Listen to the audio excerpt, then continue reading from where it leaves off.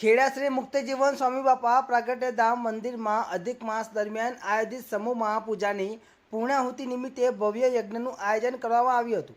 આ પ્રસંગે મોટી સંખ્યામાં હરિભક્તોએ હાજરી આપી હતી અને ધાર્મિક લાભ મેળવ્યો હતો।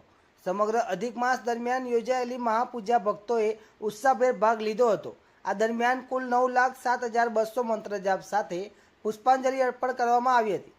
પૂર્ણાહુતિ યજ્ઞ દરમિયાન શ્રી મુનીશ્વરદાસજી સ્વામી તથા શ્રી હરિકૃષ્ણ વલ્લભદાસજી સ્વામીના પવિત્ર સાનિધ્યમાં ધાર્મિક વિધિઓ સંપન્ન થઈ હતી।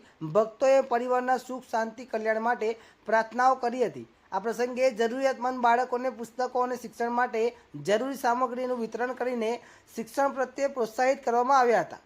ધાર્મિક આસ્થા ભક્તિ સેવાભાવના સગમ રૂપે આ કાર્યક્રમ ભક્તો માટે યાદગાર બન્યો હતો। ભેદભાવ ન્યૂઝ રિપોર્ટર વિશાલ માલી।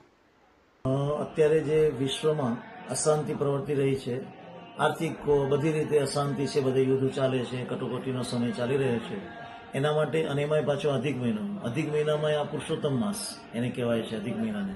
તો પુરુષોત્તમ માસમાં આ મુક્તજીવન સાંઈ બાપાનું પ્રાગટ્ય ધામ છે, ત્યાં અમે એક માસ સુધી ભગવાન સ્વામિનારાયણ અને અમારા ગુરુદેવ મુક્તજીવન સાંઈ બાપા અને એમના શિષ્ય જેમને આ સ્થાન બનાવ્યું છે, આ ધામ બનાવ્યું છે, સર્જન કર્યું છે, એવા અમારા ગુરુદેવ મુક્તિ પુરુષોત્તમ પ્રિય સ્વામી બાપા એમના 84મું વર્ષ પૂર્ણ થાય છે અને 85મા વર્ષમાં પ્રવેશ કરે છે।